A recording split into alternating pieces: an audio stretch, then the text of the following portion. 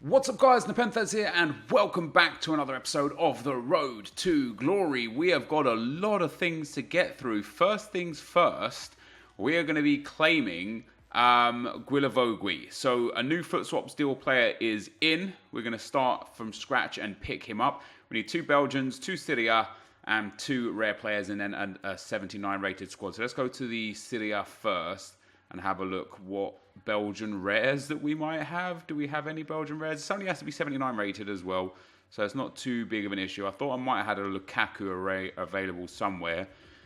I guess not. I'm probably not going to take the rares from here either. Let's see if we've got any untradables. Ooh, tell you what. I'm happy to chuck big rares away. 82s right now are going for like 800-900 coins. And this is what the untradables are there for. You know, they're literally there to be used as often as possible because of the fact that we get so many of them every week from FUT champs. Sorry, from FUT rivals. Next up, Thorgan Hazard. That card might be going for a hell of a lot right now, so we're not going to use him. I'm going to take Castiles, however. And have we got a gold untradable non-rare? Also, guys, if you don't know, I am now on my new PC. So if there are any issues with regards to sound quality or video quality, I sincerely apologize. I will try and work them out as quick as possible. I'm hoping, however, that there won't be any issues. So we're going to pop him in. And I'm actually going to check the price of Thorgan Hazard because he's Belgian and Team of the Week. Whoa, 4K, let's go. I bought him, as you can see there, for 1,500. That's some nice little profit. That couldn't be completed. You damn, well, hell yeah, it could. And now we just need a 79 rated squad. So I'm actually going to go for the Premier League. Let's start with not newest. Nope, still not newest. Let's start with untradeable items from the Premier League. I obviously don't want to use a Rudiger kind of card. Let's see if we've got anything else available to us that we can use. These kind of guys, I've got to use them eventually. I don't know why I'm not using them. Davies and Robertson can go, although they don't need to go. Oops, Castiles I still need to keep. Have we got any commons? Damn, we've got a lot of cards here. Not very high rated, however, so we won't go with the Premier League, in fact. Let's keep him there. Let's keep Castiles there. And let's go and find ourselves some common cards. What do we need? We only need 75 chemistry as well, so we're actually quite comfortable. I'm sure I've got a lot of common cards that we're going to be able to use.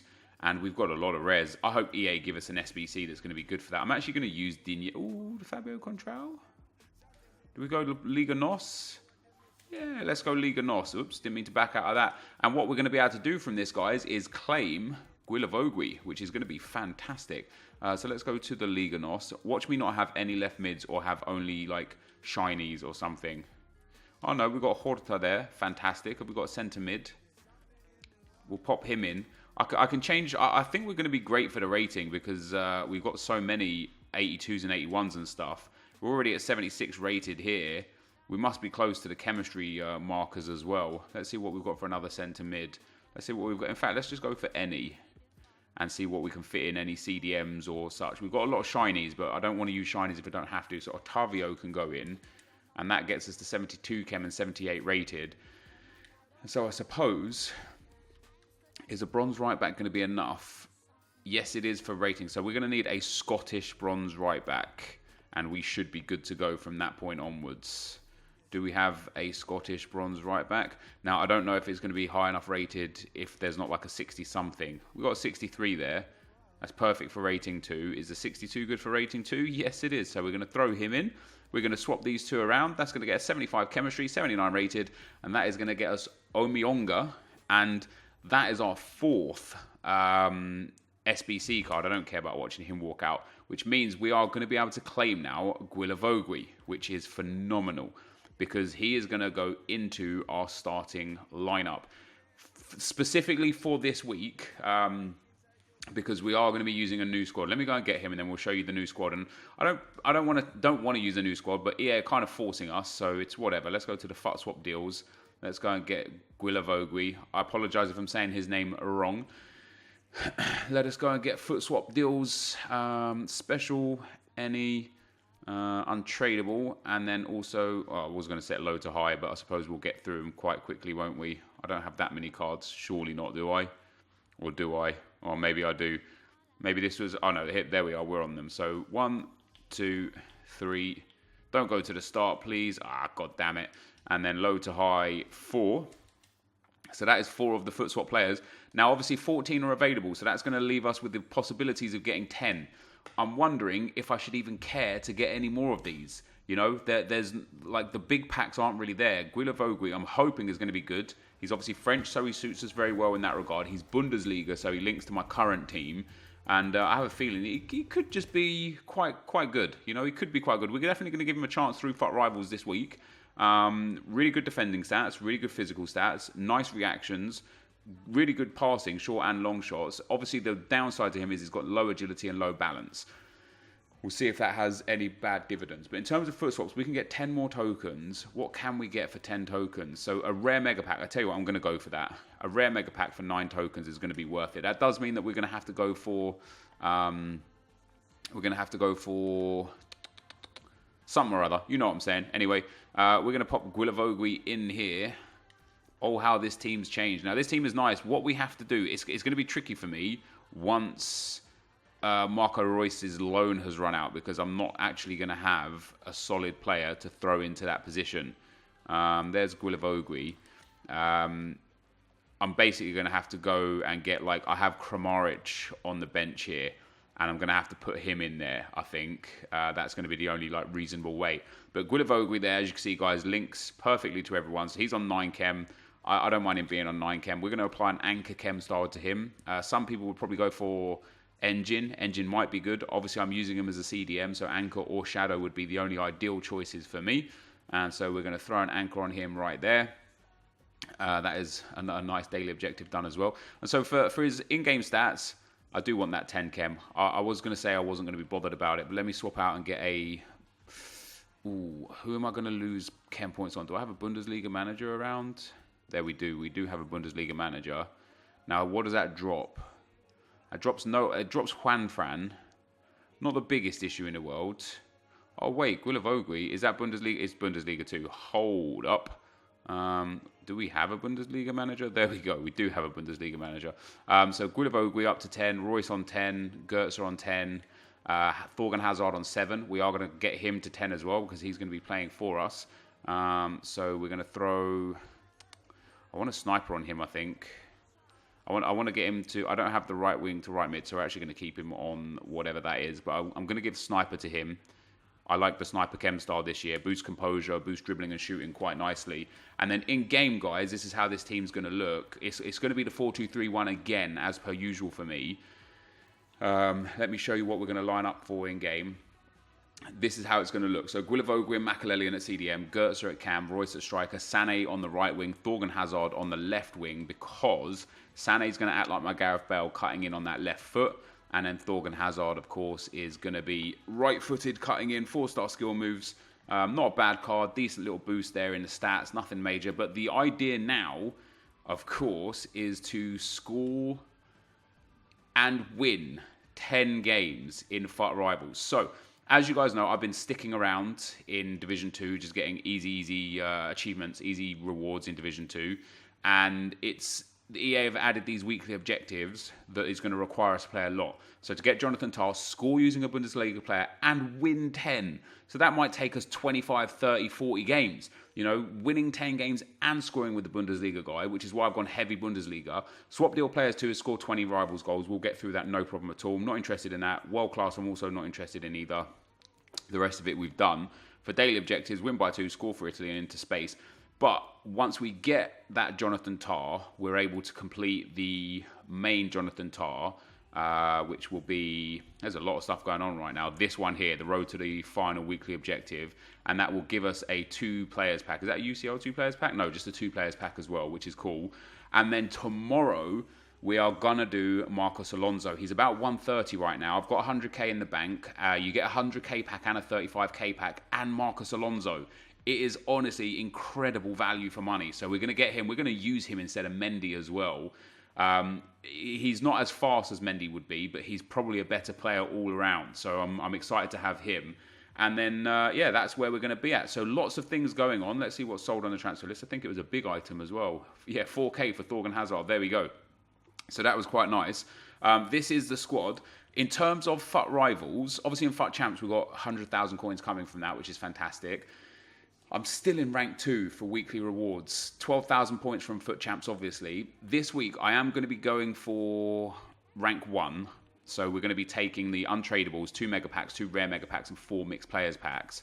Rare mixed players packs mine. So, who knows? We might get some good stuff out of that. But what I'm actually concerned about is I got all the way up to like 2350 for my ranking points, my skill rating. So I was very close to Division 1.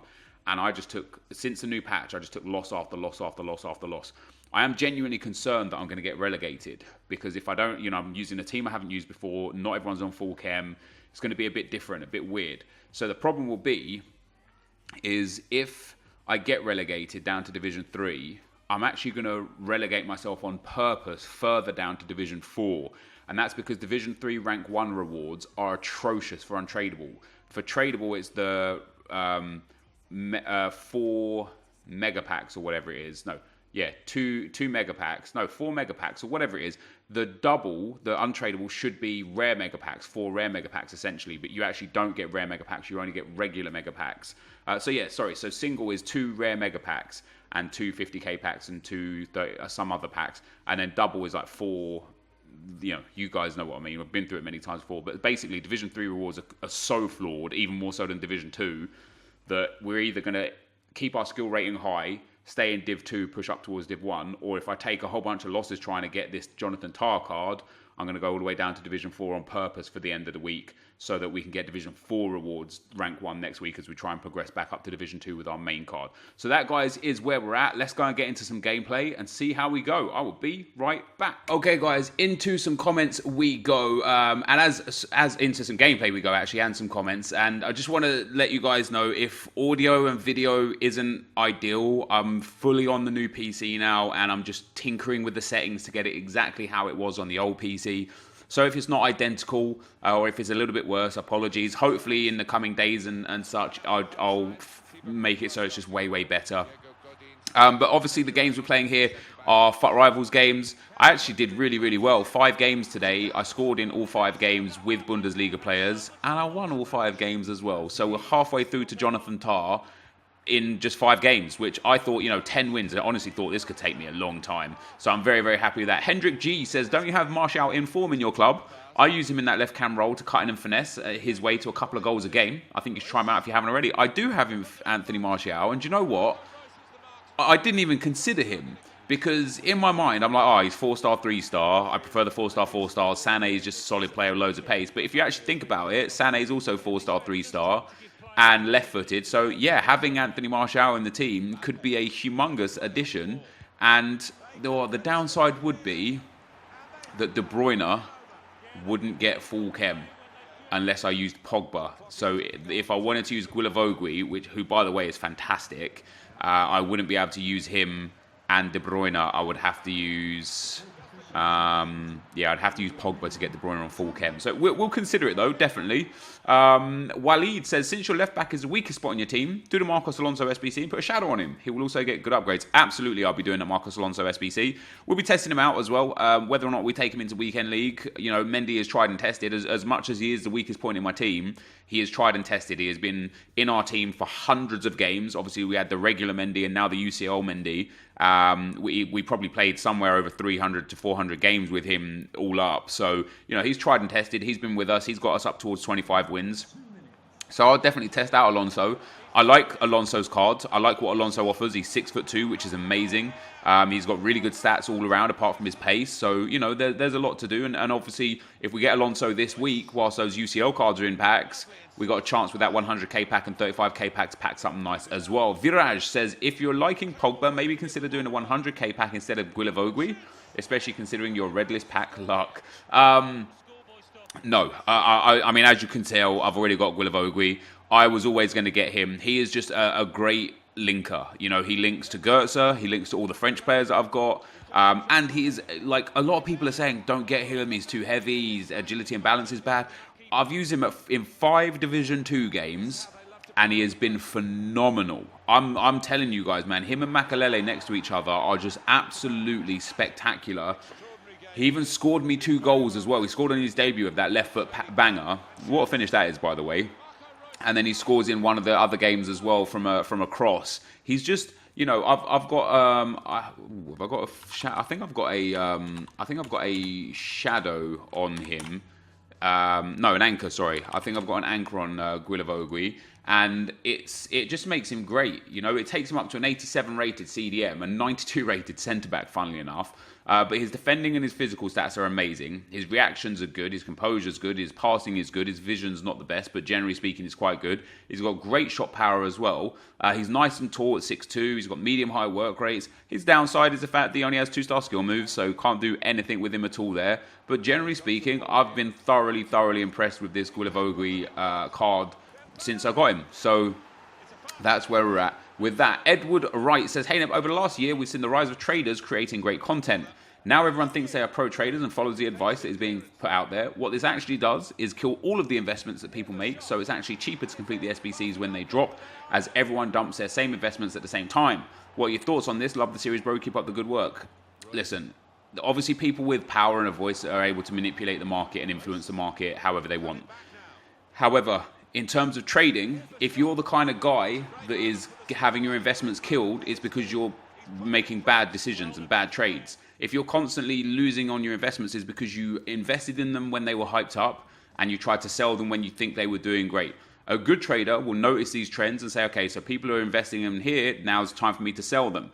And how would you know to buy them if there's no reason to buy them? That is the thing that I've been hitting on a lot. Whenever I stream and I go and buy 82 rateds, or I go and buy 83 rateds or 84 rateds, or if I go and buy informs at a discard price, or when I bought a few Screamer cards at a discard price, everyone in the stream was like, why are you buying these right now? And that's exactly why, because there is absolutely no reason to buy them. And when there's no reason to buy them, that means that there is no demand, but there is lots of supply, and so the price goes down. So that's when you buy things. You buy them when there's no reason to buy them, because then if there remains no reason to buy them, you don't lose because you're getting them at a bottom, the floor price.